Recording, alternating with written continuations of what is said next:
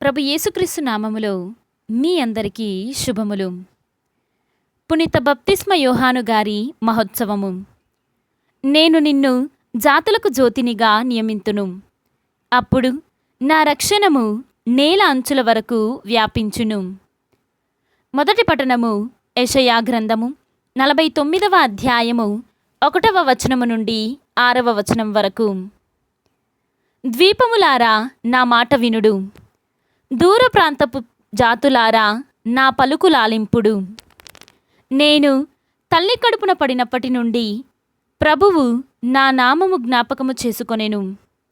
అతడు నాకు పదునైన కత్తి వంటి వాక్కు నొసగెను. తన హస్తముతో నన్ను రక్షించెను. నన్ను వాడి అయిన బాణముగా చేసి వాడుకొనుటకు తన అమ్ముల పొదిలో దాచెను. అతడు నాతో, ఇజ్రాయేలు, నీవు నాకు సేవకుడవు, నీ వలన నాకు కీర్తి కలుగును అని చెప్పెను. నేను నిరార్థకముగా శ్రమపడితిని. నా బలమునంతటిని వినియోగించిన ఫలితము సాధింపజాలనైతినని నేను అనుకొంటిని. కాని ప్రభువు తప్పక నా కోపు తీసుకొనును, నా కృషికి నన్ను బహుకరించును. నేను మాతృగర్భమున పడినప్పటి నుండి ప్రభువు నన్ను ఎన్నుకొనెను. యాకోబును తన వద్దకు కొనివచ్చుటకును, ఇజ్రాయేలును తన చెంతకు చేర్చుటకును అతడు నన్ను తన సేవకునిగా నియమించెను. ప్రభువు నాకు కీర్తిని దయచేసెను. నా బలమునకు కారకుడతడి. ప్రభువు నాతో ఇట్లనెను, నీవు నాకు సేవకుడవై యాకోబు వంశజులను, ఇజ్రాయేలును మిగిలిన వారిని నా యొద్దకు తీసుకొని వచ్చుట మాత్రమే చాలదు. నేను నిన్ను జాతులకు జ్యోతినిగా నియమింతును. అప్పుడు నా రక్షణము నేల అంచుల వరకు వ్యాపించును. ఇది ప్రభువు వాక్కు. సర్వేశ్వరునికి వందనములు. భక్తి కీర్తన. నేను నీకు వందనములు అర్పింతును, నీ కార్యములు ఆశ్చర్యకరమైనవి. రెండవ పఠనము అపోస్తుల కార్యములు 13వ అధ్యాయము 22వ వచనము నుండి 26వ వచనం వరకు. అతనిని తొలగించిన తరువాత దేవుడు దావీదును వారికి రాజుగా చేసెను.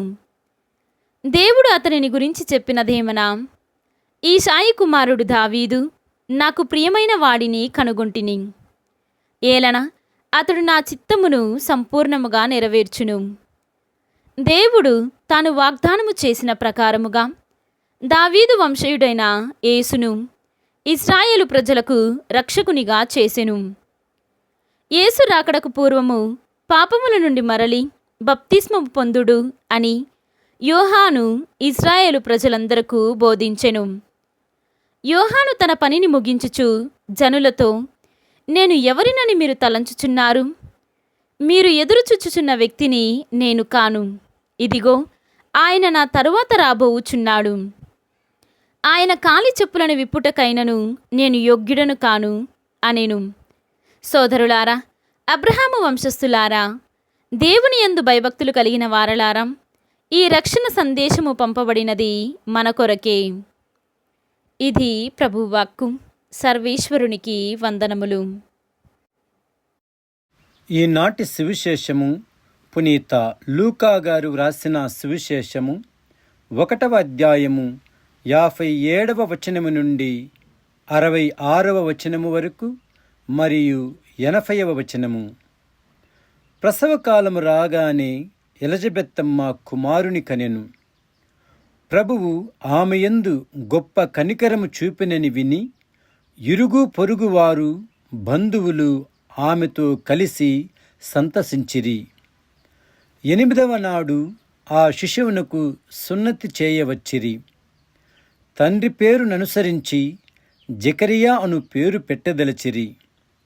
కాని బాలుని తల్లి వారితో, అట్లు కాదు, యోహాను అను పేరు పెట్టవలయును అని పలికెను.